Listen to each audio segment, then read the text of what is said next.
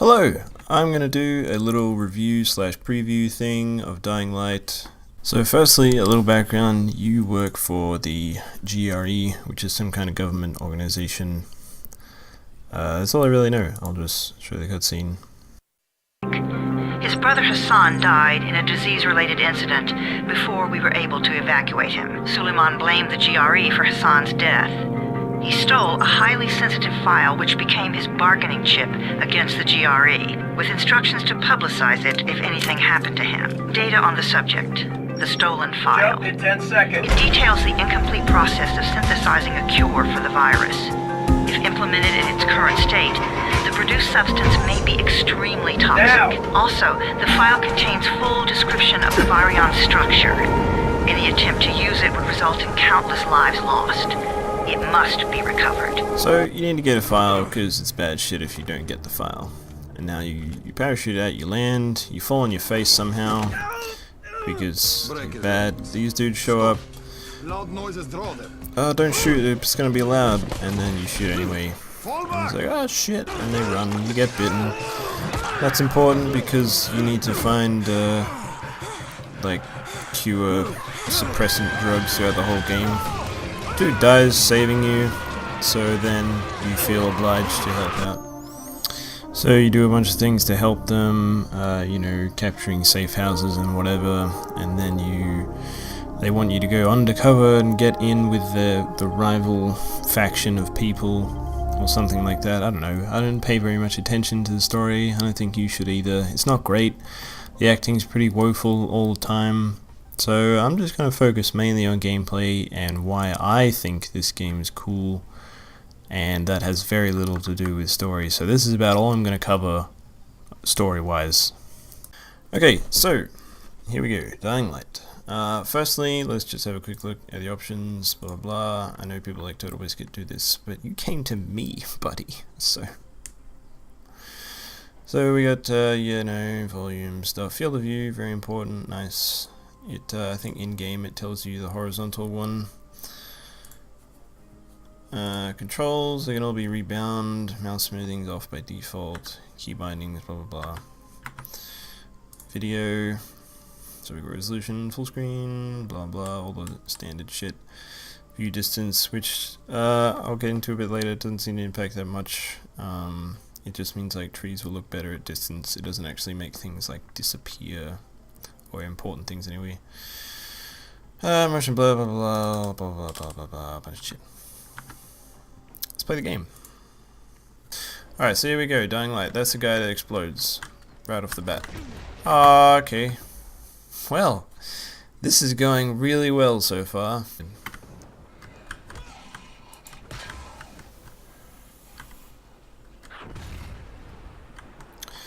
So,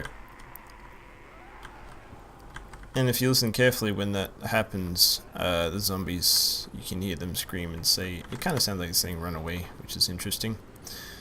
So, zombies, I think, are a bit too tough. Maybe I'm just at the start of the game, but like, here's just a standard zombie, and I have this axe. It does, like, nearly 100 damage. Like, you'd think that would, you know, cut their head off from just one swing. There you go, 2 swings. So the stamina is kind of interesting. So I'm out of stamina now, and I do this slow shitty swing, and if you run out of stamina completely in that orange gauge, then it'll take longer to recover. So if I just use it almost empty, it'll go back, and that's faster than if I depleted it completely. You can't kick forever. Even if I'm totally out of stamina, you can just kick forever. Which is, it's good, I think. I mean, it doesn't do much damage. It hardly even stumbles them. Anyway, with this damage thing, I think it won't be a problem later on. Like, I've heard a lot of people say this game's too easy, so maybe it is just because I'm in the early game. So that's not really a problem. Probably not even worth mentioning. I don't know how I missed that. What the fuck? Okay, so that's a good example of things not hitting, I guess.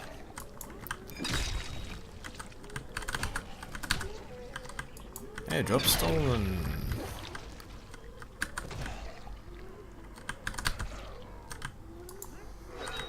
What? Okay, yeah. Well, it's good that you're seeing this because that's never happened to me before. Just clearly. Alright. So you can search all the bodies, which I find annoying. I wish developers would get over this whole hold E to do things thing. Why can't I just pick it up automatically? I mean, my inventory for that stuff is unlimited, I believe. Yeah, it just kind of stacks on itself, so why wouldn't I just pick it up automatically? Why would you not want to pick up metal parts? So here's some more combat from Dying Light with a one-handed weapon. Combat in Dying Light is pretty simple. It's not nearly as deep as something like Condemned. There's pretty much just left swing, right swing, like horizontally. You can hold down left click for a power attack, but it's pretty slow and I don't use it very much, but you know, it's probably good too. That's about as deep as the combat is. You swing horizontally left and right until you get tired, and then you spam kick. That's pretty much it in terms of what you can do. I mean, there's probably more stuff. You can do a drop kick, but that's more like a, getting away. Anyway, zombie types. Just before you saw that exploding one, that kills you in one hit if you're close. There's a zombie that spits acid. There are these fast zombies, slow zombies, there are the night zombies, and there's probably more zombies that I haven't encountered yet. But yeah, it's better than, I don't know, Dead Island combat was okay. I feel like they've oversimplified this. Maybe it gets better later on, I don't know. So, that's combat.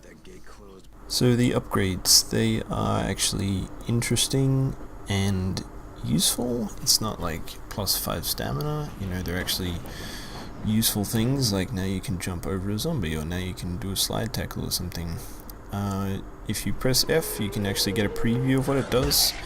So instead of going by some vague description, you can actually see what it does, which is very useful.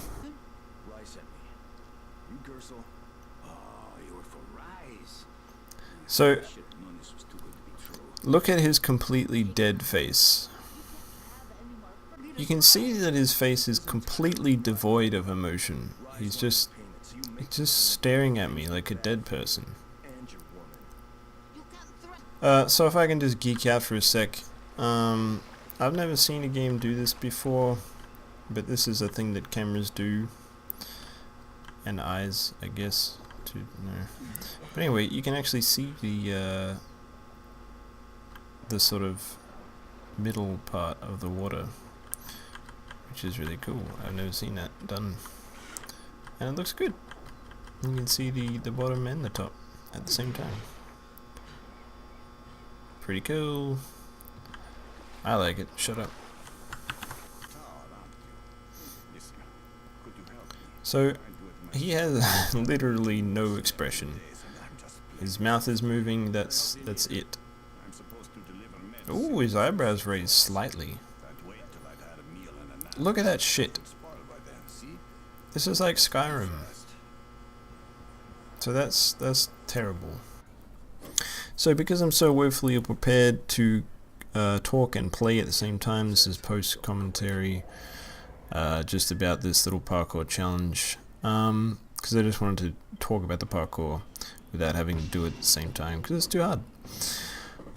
So the parkour in Dying Light is a lot more it's a lot more traditional in the sense that it is basically just jumping, ducking, sliding, and mantling over things. It's basically about all you can do, really.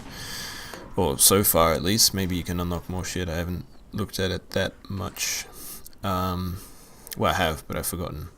So it's a lot easier to do than something like Mirror's Edge. Basically, if you see something, you can jump on it or over it. It's really fluid, and you feel sort of a lot more free. Mirror's Edge was really corralling you into like one of two paths. This is like, you're really free to make your own decision about how to get somewhere. And it just it just feels really good. It's a really hard thing to commentate about because, you know, it's a feeling. You really have to just play it and figure out how it is. It's hard to like describe that it's good, but it's good. I press Q to do that survivor pulse, which allows me to see item pickups, and also it allows me to see those particular zombies in the dark, because this is nighttime and those are the special zombies that come out at night. They're a lot faster, a lot tougher, and will murder you unless you have some kind of godly weapon. So I've done a lot of post-commentary on this because I'm terrible at actually playing and commentating at the same time. So yeah, UV light hurts these guys. You can stun them for a little bit with it, but then you just have to run because you can't just shine the light at them forever, because A, it doesn't last forever, and B, they just fight through the pain, I guess. So yeah, there's a lot of them. I don't think they can climb quite as well as you. They can climb obviously, but you know, it's slower. So the best way to get away is, I think, get higher. All your skills get buffed during nighttime to help you survive, and if you survive through the night, you get a big, like a big XP boost. So it's kind of worth trying to survive during night instead of just. You can just go to a safe house and sleep until morning if you don't want to deal with nighttime. But yeah. So this is a light trap. If there were some of the bad zombies here, actually one does come, there he is. So they run away from that because they don't like UV light. So those are scattered around the level, and you can set them up and reset them at the daytime when it's safe, which is pretty cool. But yeah, if you're really super overrun, you just find the closest safe house and go there, because there's UV light everywhere and they can't get in.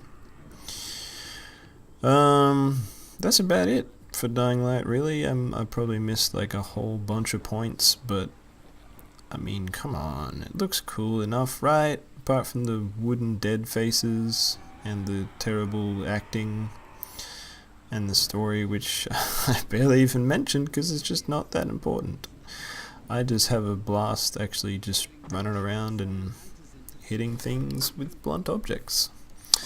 And you should too, so one of you fucking buy the damn game so I can play co-op. Okay, thanks, bye.